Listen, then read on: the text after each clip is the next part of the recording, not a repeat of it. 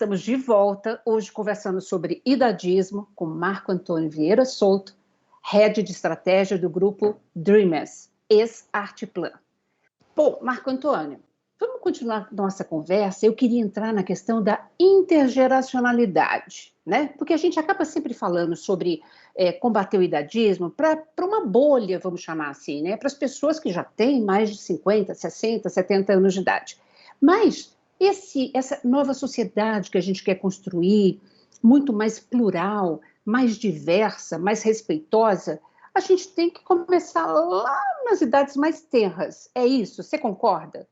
Não tenho a menor dúvida disso. Quando você fala de diversidade, eu tenho repetido muito essa história, a gente tem hoje já dezenas de estudos que dizem que a diversidade está aumentando o valor real das empresas, e isso não sou eu que digo, é a Bolsa de Nova York, é a Bolsa de São Paulo, que as empresas mais diversas começam a ganhar cada vez mais valor financeiro.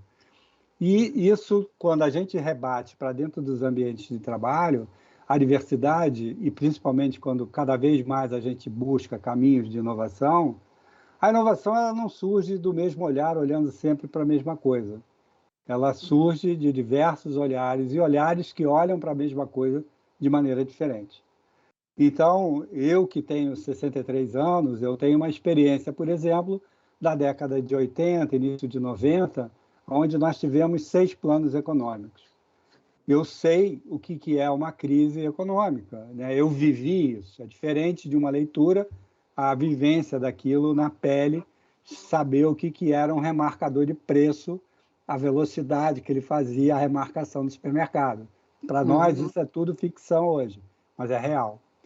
Então, dentro dessa lógica, eu acho que as equipes diversas, elas não são diversas apenas em relação a gênero, em relação à raça, em relação à origem geográfica, elas têm que ser diversas em todos os sentidos.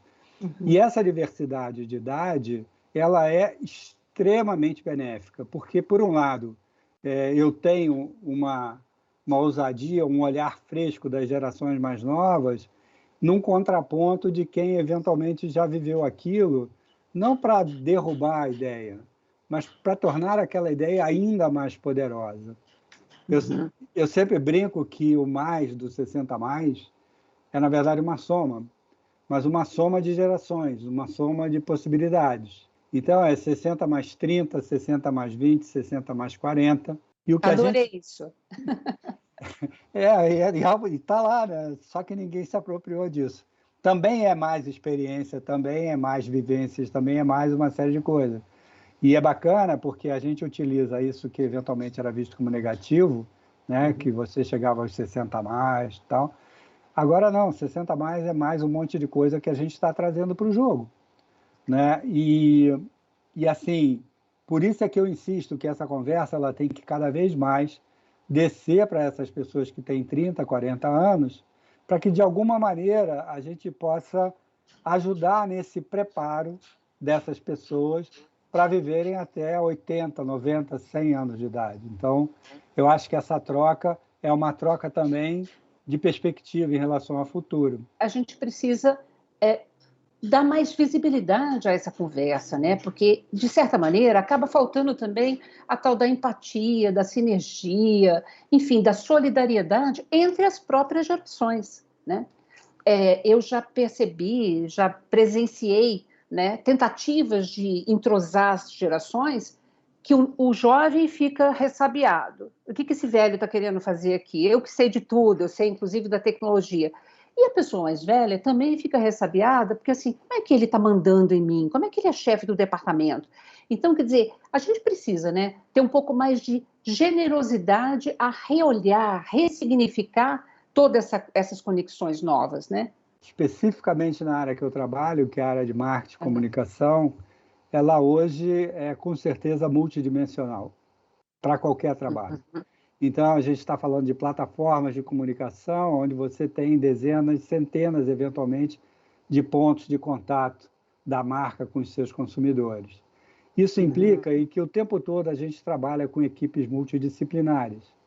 Multidisciplinares e, por que não, multietárias.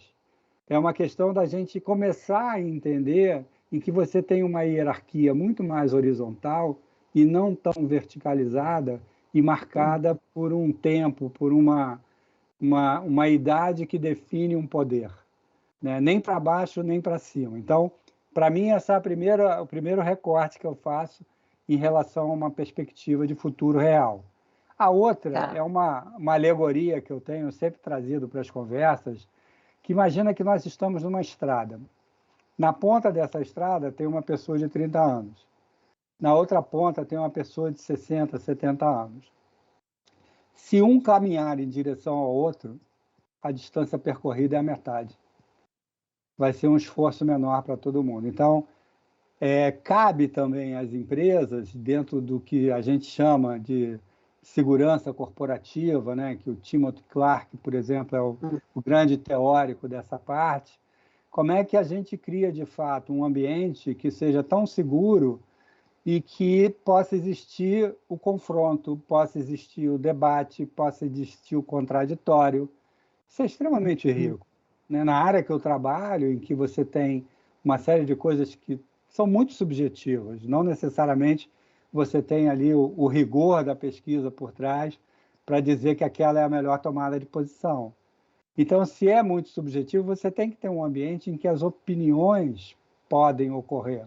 Então, não é só uma questão das pessoas, é também uma questão muito forte das empresas entenderem. A gente falando sobre diversidade, não adianta eu levar para lá uma pessoa negra, por exemplo, e se essa pessoa de fato não é incluída, não é acolhida.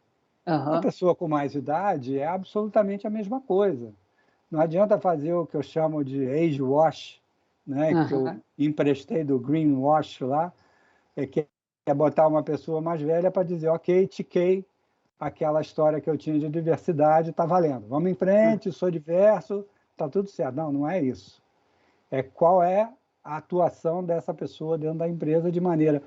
Não que ele não seja protagonista, mas que ele tenha uma atuação real, verdadeira, dentro dos processos daquela empresa, entendeu?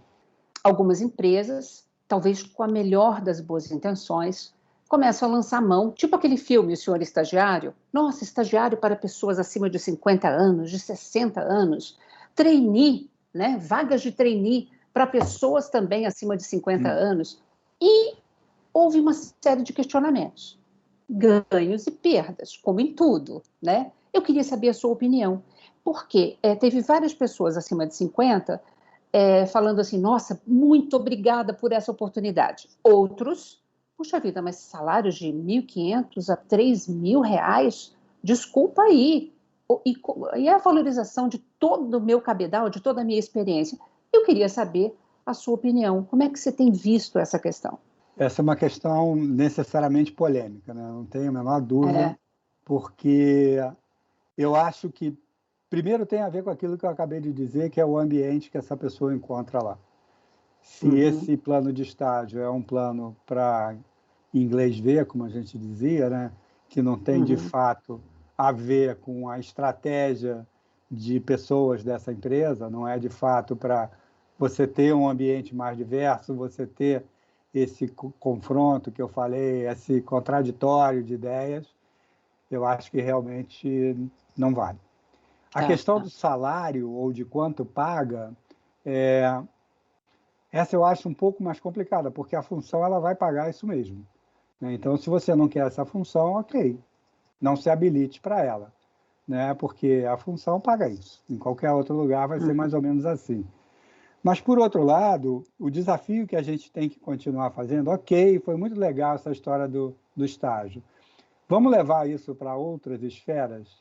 Vamos levar isso para um processo de contratação às cegas, por exemplo, em que você não tem até o momento final a noção de quem é aquela pessoa? A gente vem fazendo isso dentro do grupo há alguns anos já, e a gente consegue, por exemplo, ter pessoas, né, a gente estava falando sobre não ter mais barreira, pessoas que moravam em Fortaleza, eventualmente se candidatando a uma vaga para trabalhar no grupo, que tem sua sede no Rio de Janeiro.